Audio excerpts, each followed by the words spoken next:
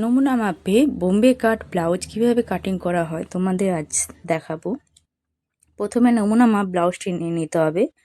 দুটো সাইডের জয়েন্ট সমান করে কোমরে হাফ দাগ দিয়ে দিতে হবে।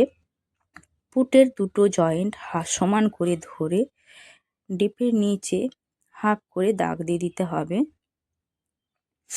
নমুনা ব্লাউজটি লাইনিংয়ের উপরে হাফ করে ফেলে কোমরের হাফ দাগ থেকে সাইডের জয়েন্টের হাফ দাগ একটা দাগ চলে যাবে। হাফ ইঞ্চি টেকিংয়ের জন্য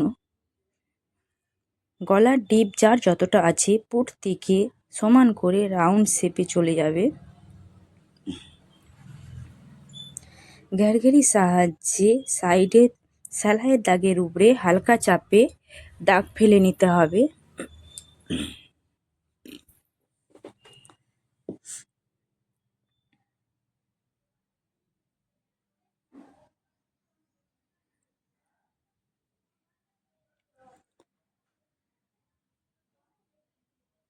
দু ইঞ্চি এক্সট্রা ফিটিংসের জন্য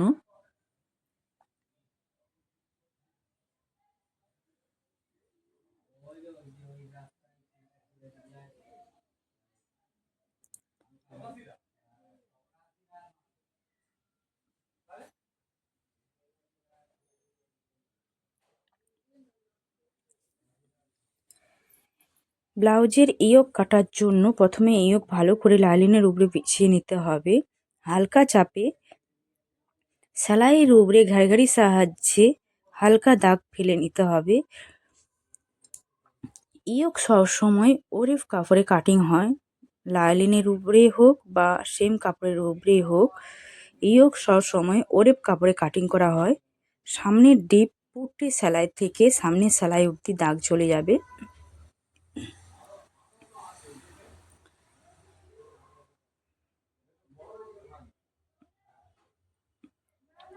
সামনের ডিপ হাফ ইঞ্চি এক্সট্রা বাড়বে।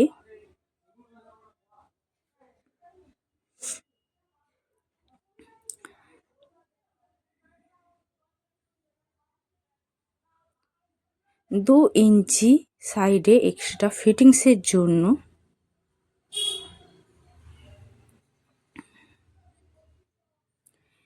নমুনা মাপে ব্লাউজ কাটিং করতে গেলে সবসময় হাতের চাপ ধরে রাখতে হবে।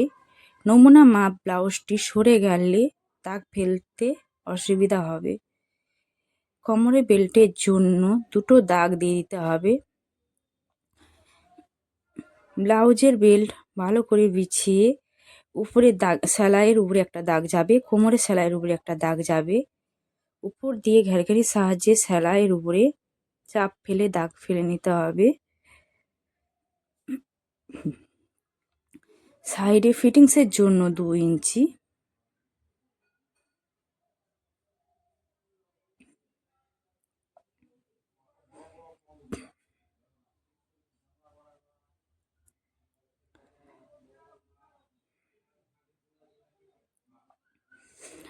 বাটির নিচের অংশটি কাটিং করার জন্য ক্যারচাভাবে দুটো দাগ ফেলে নিতে হবে।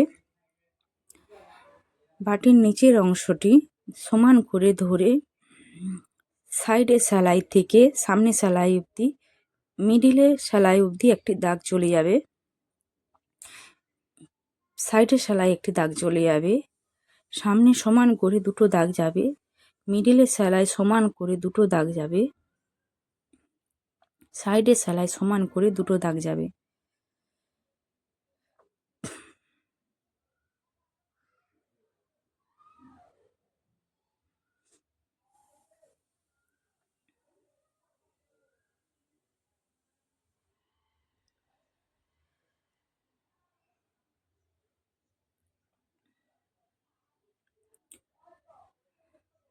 বাটির উপরের অংশটি কাটিংয়ের জন্য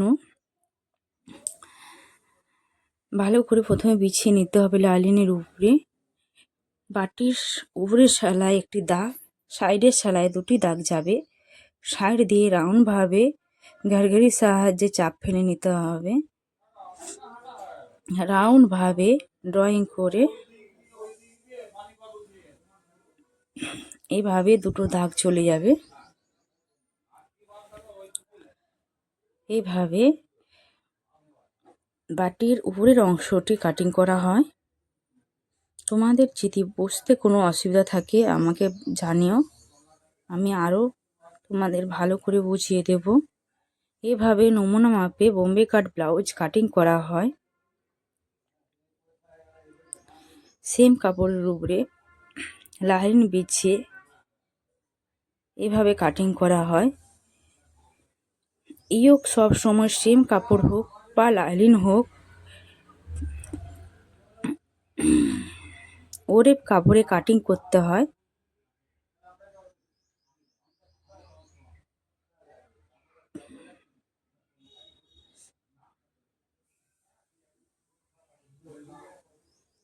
তোমাদের বুঝতে কোনো অসুবিধা থাকলে আমাকে কমেন্ট করো, আমি ভালো করে বুঝিয়ে দেব। আরও যদি কোনো নতুন কাটিং